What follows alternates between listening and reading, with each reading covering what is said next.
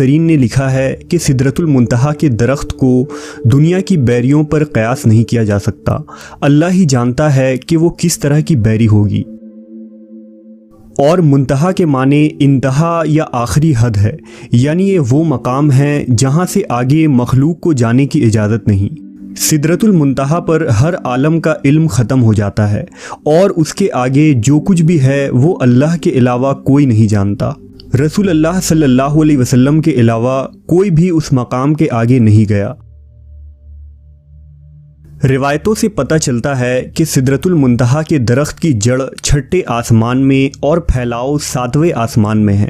معراج کی رات میں جب نبی کریم محمد صلی اللہ علیہ وسلم کو حضرت جبرائیل آسمان پر لے گئے اور اللہ کے حکم سے ایک کے بعد دوسرے آسمان کی سیر کرتے ہوئے جب آپ صلی اللہ علیہ وسلم ساتویں آسمان میں داخل ہونے لگے تو سدرۃ المنتہا کا مقام آیا۔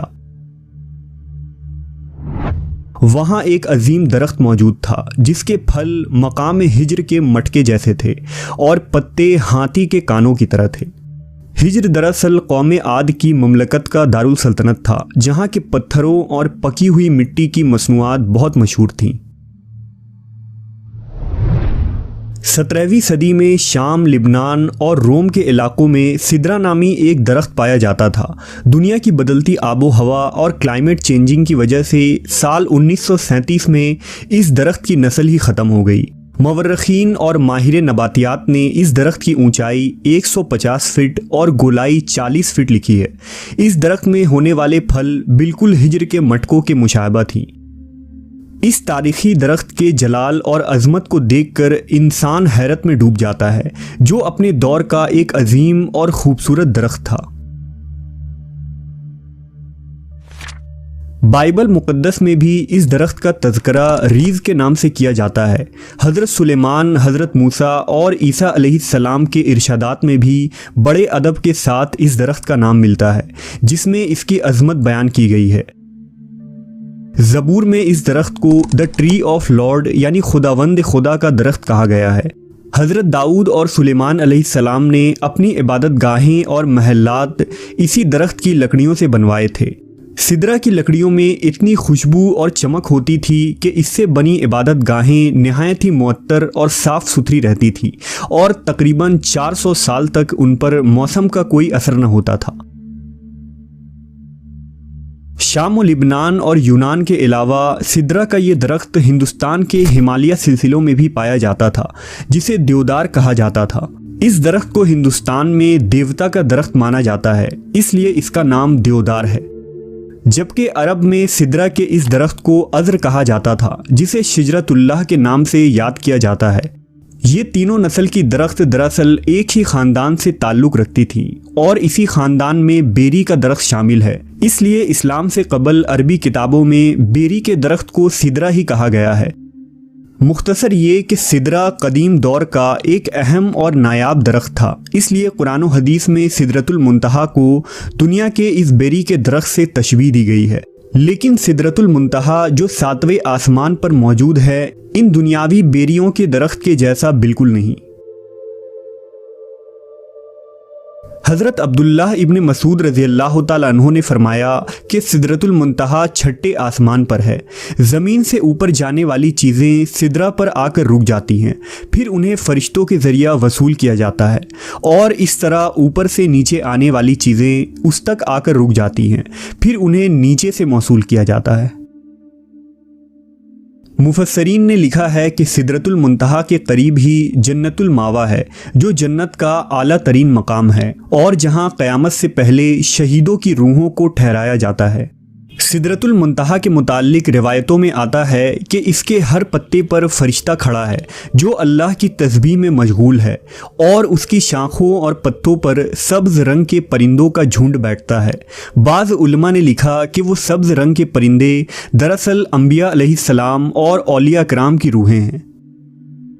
سدرۃ المنتہا ایسا درخت ہے جس کے تنے کی چوڑائی 72 سال کے سفر کے برابر ہے، جبکہ بہترین سوار اس کے شاخوں کے سائے میں قریب 100 سالوں تک سفر کر سکتا ہے۔ नबी सल्लल्लाहु अलैहि वसल्लम ने फरमाया कि सिदरतुल मुंतहा के उस दरख्त के जड़ से 2 ज़ाहरी नहरें निकलती हैं और इसी तरह उसके तनों से 2 बातिनी नहरें भी निकलती हैं।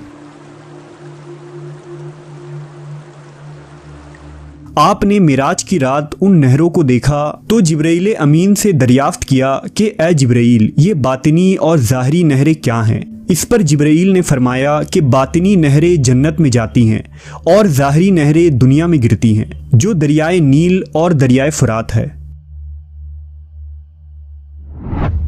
शुमाली अफ्रीका में बहने वाला दरियाए नील दरअसल यूनानी लफ्ज़ न्यूलस से निकला है, जिसके माने वादी के हैं। ये दुनिया का सबसे लंबा दरिया है, जिसकी लंबाई 6000 किलोमीटर से भी ज़्यादा है। दरियाए नील मिस्र के सरजमीन से गुजरता है और वहाँ के बाशिंदों और ज़राअत के लिए अहम मकाम रखता है।